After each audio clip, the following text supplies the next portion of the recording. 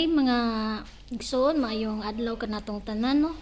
So aduna lang ko i-share ninyo may tungod about unsa kining langit mga igsoon. Mangutana ko ninyo mga igsoon, unsa ba kining langit para sa inyo ha? So atong nadunggan no nga ang langit is isa ka nindot nga dapit diin magpuyo ang mga tao igsoon, diin nagpuyo ang mga tao nga malipayon dito sa langit. Igsoon, ang langit igsoon is mao kini ang puloy-anan sa Dios. Ug ang langit mga igsoon, so wala nay mga kasakit dito, wala nay kabuol, puro na lang kalipay ang ato ang masinati sa langit. Igsoon, ang langit wala nay kangit-ngit. Puro na kahayag mga igsoon. Nagingon yang pulong nga wala nay kangit-ngit nga magpuyo dito sa langit. Tungod kay ang Dios naman ang ilang iwag dito, ang Dios naman ang himaya sa Dios maoy nagdanag dito sa langit mga igsoon. Muna nga wala nay bisan usa anino sa ato ang kinabuhi dito mga igsoon. So ang pangutana ni mga igsoon, nakapangutana ba mo sa inyong kaugalingon na kinsa raman ang makapuyo sa langit? Kinsa man ang makapuyo sa langit mga igsuon? Kay nag-ingon man ang iyang mga pulong diri igsuon nga ang langit is puloy-anan na sa mga tao nga balaan. Tungod kay ang langit mga igsuon didto nagpuyo ang Dios. Ang Dios igsuon balaan man.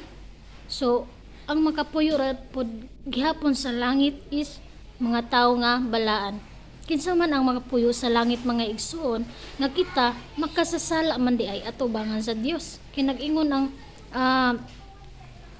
ang gipadayag 21:8 ana siya diri nga apan ang mga talawan, ang mga wala magtuo, ang mga malaway, ang mga mamumuno, ang mga makikilawason, ang mga salamangkiro, ang mga nagsimbag mga Diyos-Diyos, ug ang tanang bakakon tambog gayod sa linaw nga kalayo ug asopre nga mao ang ikaduhang kamatayon.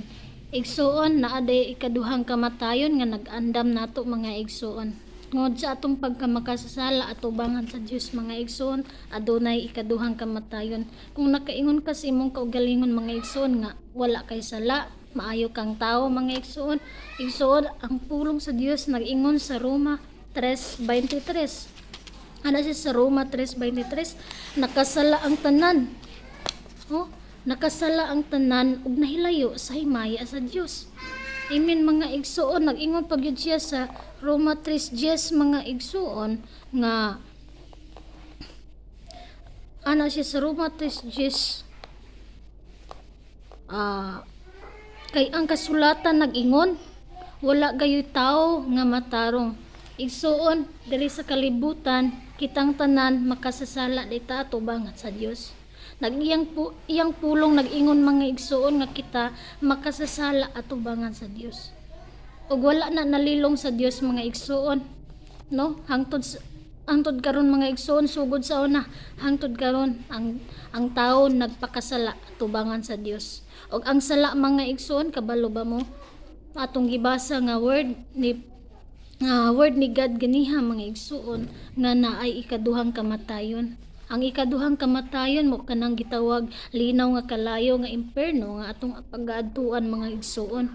Dito ta moadto sa linaw nga kalayo nga mao ang imperno mga igsuon tungod kay makasasala ta atubangan sa Dios. Ana siya sa Roma 6:23 gihapon mga igsuon nga aduna diyoy ikaduhang kamatayon mga igsuon sa mga tao nga makasasala atubangan sa Dios. Ano siya kay naaybayad ang atong sala mga igsoon. Ano siya sa Roma 6:23 kay ang bayad sa pagpakasala mao ang kamatayon, apan ang gasa sa Dios mao ang kinabuhing walay katapusan nga anaa kang Kristo Jesus nga atong Ginoo. Igsoon ana siya mga igsoon tungod sa atong pagkamakasasala naa ni bayad mao ang kamatayon mga igsoon.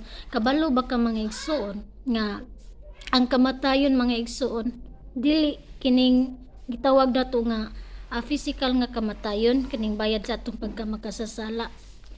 Kaya nag-ingon siya adunay ikaduhang kamatayon mga igsoon. natay ikaduhang adtuan nga kamatayon igsoon nga mao kana ang impierno.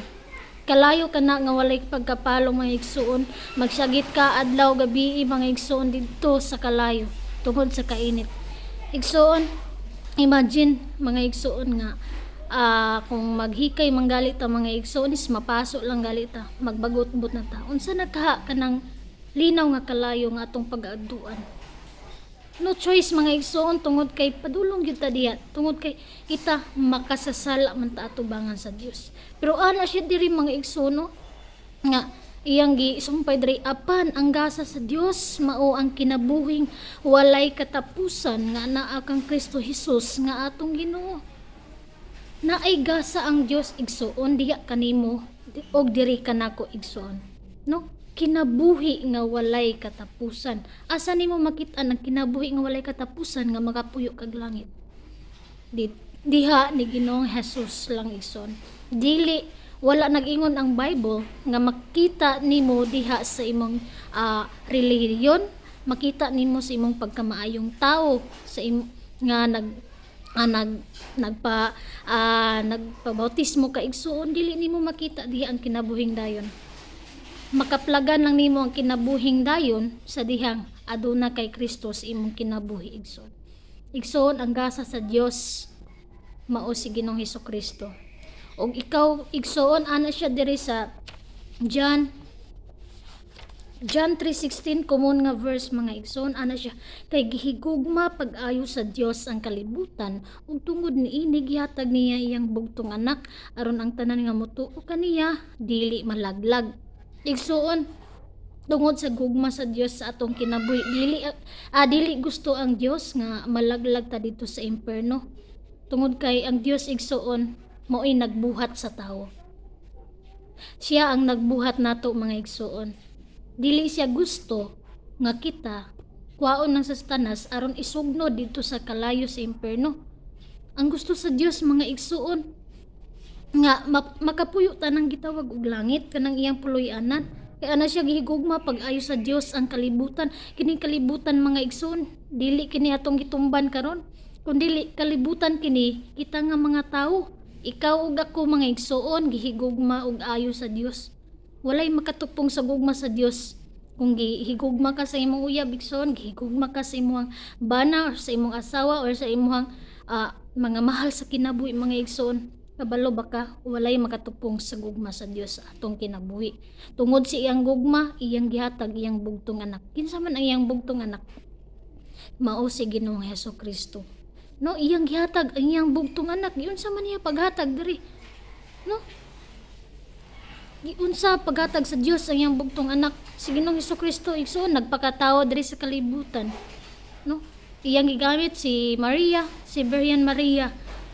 Nagdalang siya sa balang espiritu mga igsoon. Usa siya ka perfect nga nagpakatao diri sa kalibutan. No? Dayon gipanganak siya, giganlan siya Jesus. Og namatay siya mga igsoon. Sa iyang pagkamatay, nabanhaw siya mga igsoon. Sulod sa tulo ka adlaw nabanhaw siya mga igsoon. Anak pagyud siya diri igsoon aron ang tanan nga motuo kaniya dili malaglag kun dili makabaton hinuon sa kinabuhing dayon. Wala tay laing tuoan mga igsoon.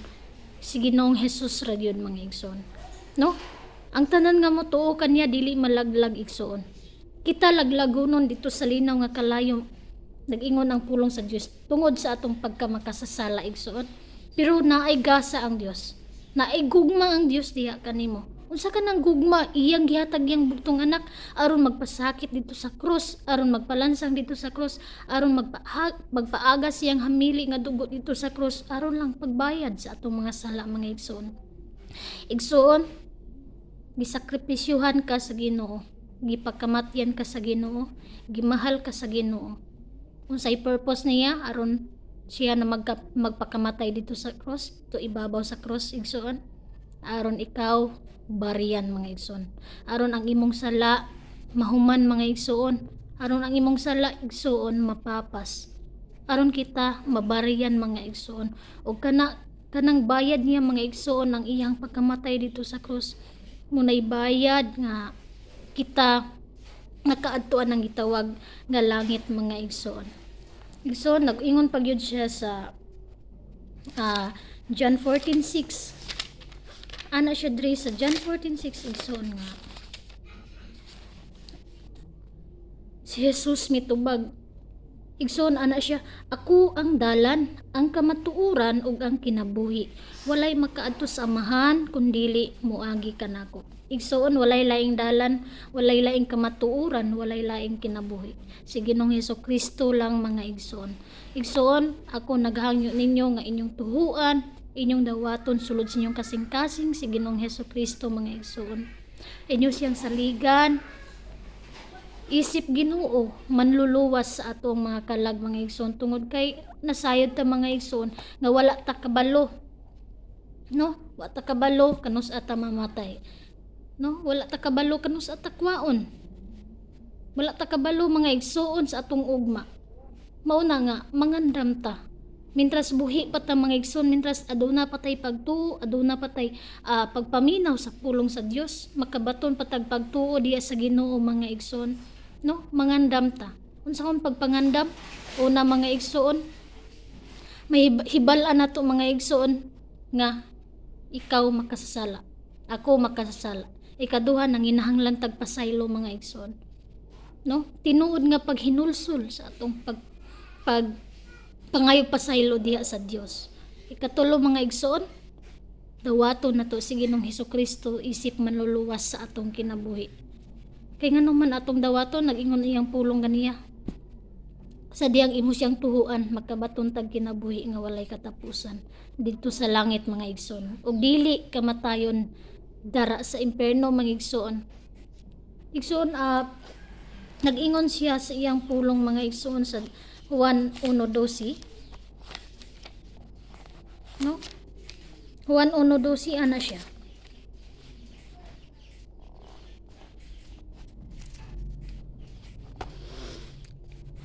Apan kadtong midawat ug misalig kaniya, gihatagan niya sa katungod nga mamahimong mga anak sa Dios. Amen mga igsoon.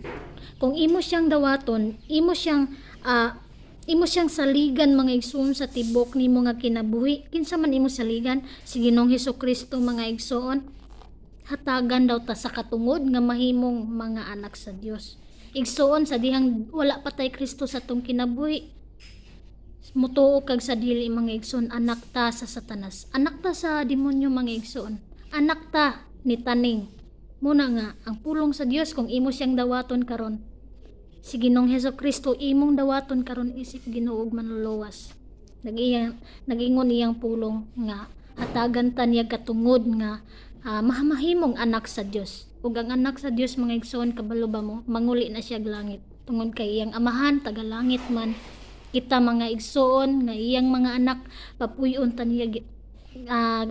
niya anang gitawag og langit, no?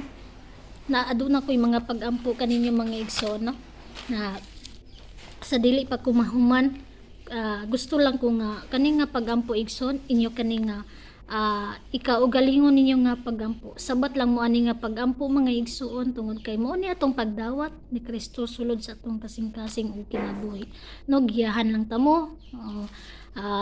Ako lay mag-guide ninyo unsaon pag-ampo ngadto sa Dios ug sa tinuod nga paghinulsol diha sa Ginoo mga igsoon. Amen mga igsoon. So ato ang iduko ang atong ulo, iyong nato ang mata mga igsoon. Sunda lang ko ninyo sa pag-ampo ini mga igsoon. Magsugod ko Ginoong Hesus, nasayod ako nga ako nakasala kanimo. Pasaylo ako ug akong isurrender akong kinabuhi nga na kanimo. Salamat sa imong kamatayon didto sa cross aron pagbayad sa akong mga sala. Salamat sa imong hamili nga dugo nga naghinlo kanako. Salamat sa kapasayloan ako tikang gidapit nga mosulod ka sa akong kasing-kasing ug kinabuhi. Giyahi ako, imatarong ako, tudluhoy ako unsaon pagkinabuhing maalagaron diha kanimo. Salamat sa kapasayloan sa akong mga sala. Salamat sa pagsulat sa akong ngalan sa libro sa kinabuhi. Amen. Igsoon, nakoy last nga verse nga inyo ako ihatag diha kaninyo mga igsoon, ako ipabilin diha kaninyo sa dihang inyong gidawat sulod sa inyong kasing-kasing si Ginoong Hesukristo mga igsoon. Ana siya sa Roma 8:1, tungod niini karon dili na hukman sa silot ang nahiusa kang Kristo Jesus. Kanus alang tanan nahiusa ni Kristo Jesus mga igsoon sa dihang ato siyang gidawat sulod sa tong kasing-kasing mga igsoon. Igsoon si Kristo kung tinuod ka nga naginulsol, tinuod ka nga midawat ni Kristo, si Jesus mga igsoon is nagpuyo na sa imuhang kasing-kasing karon. Siya na ang nag-guide si mong kinabuhi karon mga igsoon, dili na tahukman sa silot nganuman nahiusa na ta ni Jesus Christ, nahiusa na ta tungod sa iyang gahom igsoon, no?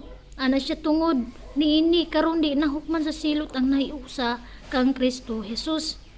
Sa dihang nahiusa na tan ni Kristo Jesus mga igsoon, dili na ta hukman sa silot, no? Nag-ingon ang iyang pulong igsoon nga sa diha nga imo siyang gidawat isip Ginoo, personal nga manluwas sa imong kinabuhi, dili na ta hukman sa silot. Ang ato ang hukom mga igsoon is makapuyo ta nang gitawag og langit. Ako lang mga pagdasig